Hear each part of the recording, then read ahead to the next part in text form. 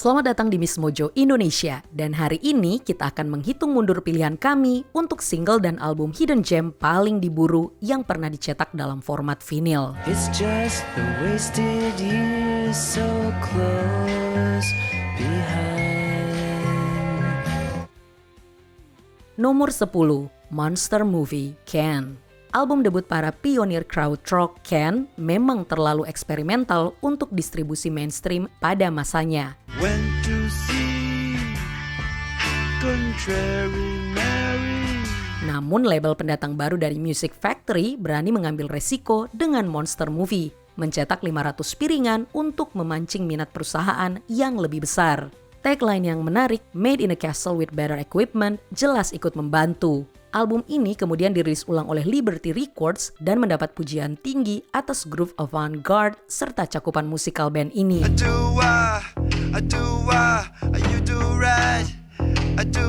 Kini Monster Movie bisa dinikmati dalam berbagai format, tetapi para kolektor serius justru mengincar cetakan awal Music Factory yang didistribusikan secara terbatas. Salah satu dari sedikit kopi yang masih beredar bisa bernilai ribuan dolar.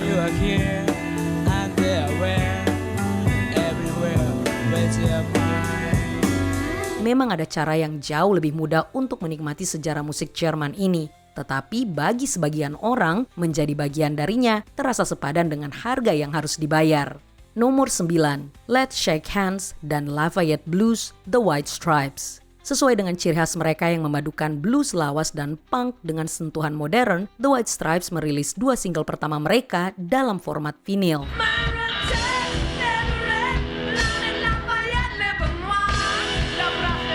Let's Shake Hands dan Lafayette Blues direkam di ruang tamu pasangan suami istri ini, lalu dirilis oleh Italy Records dengan masing-masing 1000 kopi. Yang pertama dicetak di vinil merah, sementara yang kedua di vinil putih, selaras dengan estetika peppermint awal band ini. Menariknya, kedua lagu tersebut baru muncul di edisi Jepang album debut mereka pada tahun berikutnya.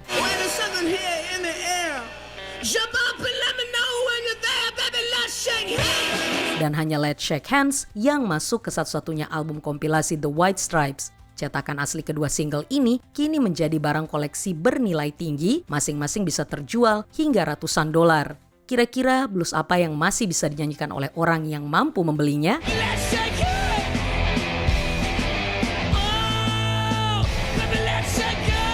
Nomor 8, Would You Believe, Billy Nichols. Di usia 19 tahun, Billy Nichols sudah meraih status kultus di kalangan penggemar psychedelic lewat mahakarya debutnya, Would You Believe.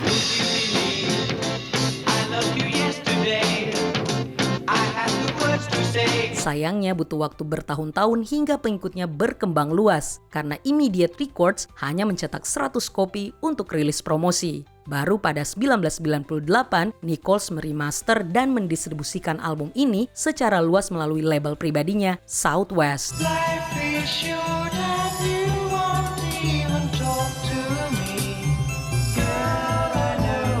Cetakan pertama Would You Believe dari Immediate masih beredar hingga kini dan bisa dihargai lebih dari 4.000 dolar. Yang ironis, label tersebut akhirnya merilis ulang versi vinilnya yang juga tersedia di layanan streaming bersama versi remaster.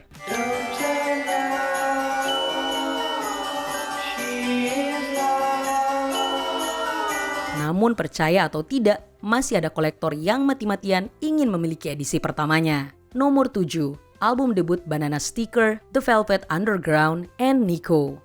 Seniman eksentrik Andy Warhol memang sangat mendominasi produksi album debut The Velvet Underground, termasuk merekrut muse-nya Nico sebagai vokalis. Please put down your hands, 'cause I see you. Ia bahkan menampilkan tanda tangannya pada ilustrasi pisang yang menghiasi sampul album dalam bentuk stiker. Saat dikupas, stiker itu dengan cerdik memperlihatkan pisang yang sudah terkupas. Perilisan yang tertunda serta sifat album yang subversif membuatnya sulit terjual di awal. Sunday morning brings the dawning.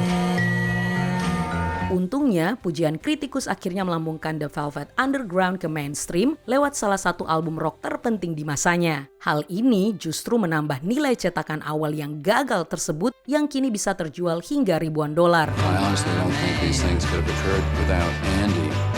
I don't know if we would have gotten the contract if he hadn't said he'd do the cover. Or if Nico wasn't so beautiful. Ironisnya, nilai itu justru menurun ketika kamu nekat membuka karya seni tersembunyi khas Warhol tersebut. Nomor 6.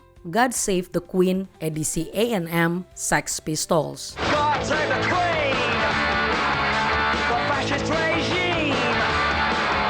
It made you... Industri musik Inggris jelas tidak senang dengan lagu kebangsaan versi Sex Pistols untuk perayaan Silver Jubilee Ratu Elizabeth II. Namun, label Amerika A&M tampaknya tidak keberatan dengan God Save the Queen. And our figurehead is not what she seems. Meski begitu, reaksi keras yang muncul membuat sebagian besar dari 25.000 piringan yang dicetak akhirnya dimusnahkan. Virgin Records kemudian melanjutkan perilisannya dan God Save the Queen pun diakui sebagai pilar penting punk Inggris. Kini para kolektor rela mengeluarkan uang dalam jumlah fantastis untuk salah satu dari sedikit kopi edisi A&M yang masih tersisa.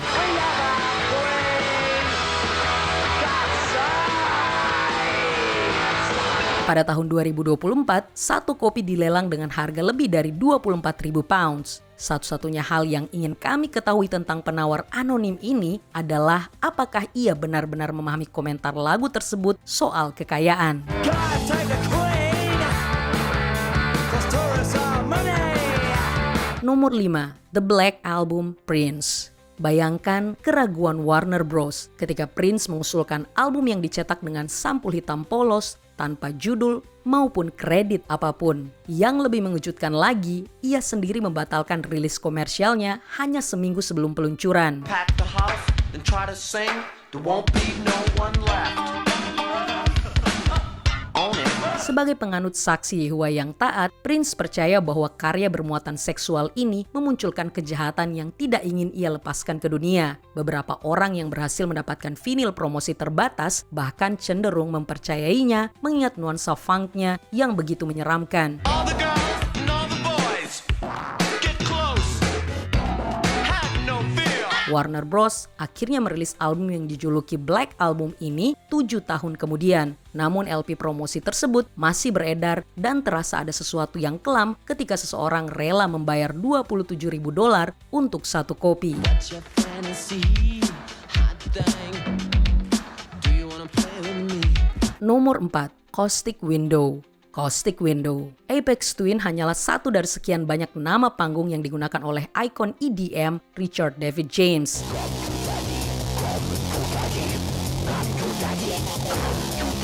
Proyek Caustic Window sempat mendapat perhatian lewat sejumlah EP dan single hingga akhirnya direncanakan berujung pada album penuh di tahun 1996. Sayangnya, rilisan tersebut dibatalkan tanpa alasan yang jelas setelah uji cetak tahun 1994. 2 dekade kemudian, salah satu piringannya dibeli di Discogs seharga $13.500, lalu diremaster dan dirilis secara digital melalui Reflex Records dan kampanye Kickstarter. Stop making that big face! Kini, para penggemar James bisa menikmati album Caustic Window yang sempat hilang itu dengan mudah. Tapi jangan berharap bisa mendapatkan vinil aslinya. Apalagi setelah pencipta Minecraft, Marcus Persson, membelinya di eBay dengan harga lebih dari $46.000.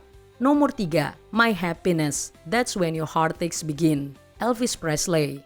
Pada musim panas 1953, seorang remaja berbakat mengeluarkan $4 untuk merekam sebuah single acetate di Memphis Recording Service. Don't know what it is you see in this boy.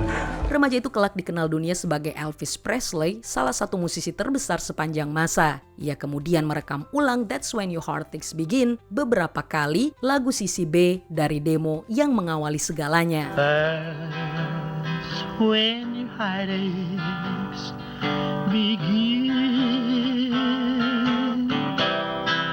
Namun ia tidak pernah kembali menyentuh sisi A dari My Happiness. My happiness.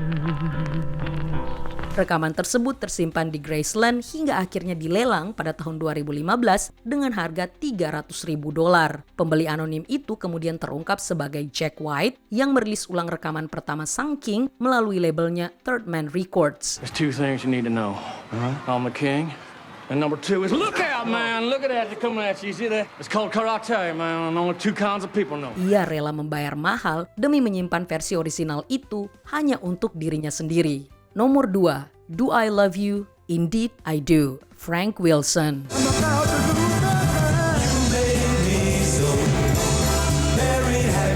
Tidak hanya dikenal sebagai penulis lagu dan produser ternama, Frank Wilson juga memulai karirnya di Motown sebagai seorang penyanyi. Ia akhirnya memilih bekerja di balik layar setelah merekam Do I Love You? Indeed I Do sebagai single demo.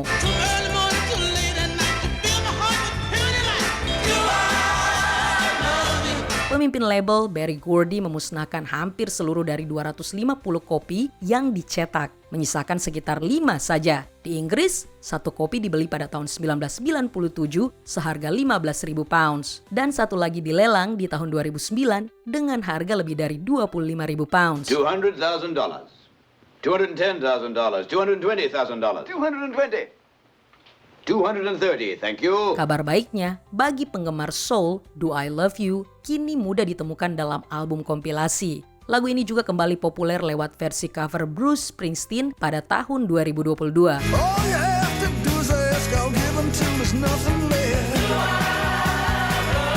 Meski begitu, demo orisinalnya tetap menjadi legenda dalam genre ini. Sebelum kita lanjut, jangan lupa subscribe dan tekan tombol bel untuk mendapatkan notifikasi tentang video terbaru kami. Kamu bisa memilih untuk mendapatkan notifikasi secara berkala atau setiap kali kami mengupload video. Kalau kamu menggunakan handphone, pastikan untuk menyalakan notifikasi pada bagian pengaturan. Nomor 1, There'll Be the Day, In Spite of All the Danger, The Quarrymen. Ada kemungkinan besar The Quarrymen akan tenggelam dalam sejarah jika mereka tidak berevolusi menjadi The Beatles. I'm John. Oh, want a beer? I'd love a tea. Is there any tea left, please? There's no tea left, John. Namun kenyataannya, rekaman paling obscure mereka justru menjadi salah satu single paling berharga sepanjang masa. Sisi A berisi cover lagu Buddy Holly, That'll Be the Day.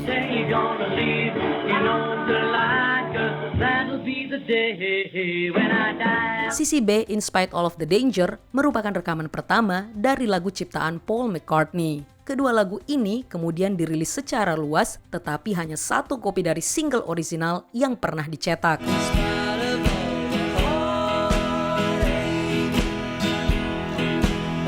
Pada 2004, majalah Record Collector menaksir remaster pribadi McCartney tahun 1981 dengan nilai 10.000 pounds per kopi. Sementara versi originalnya dihargai 100.000 pounds. Jika kamu seorang kolektor fanatik yang berharap bisa melihatnya beredar, ya mungkin itu baru akan terjadi suatu hari nanti. Vinil apa yang rela kamu beli sampai menguras tabungan? Tuangkan jawaban kamu di kolom komentar.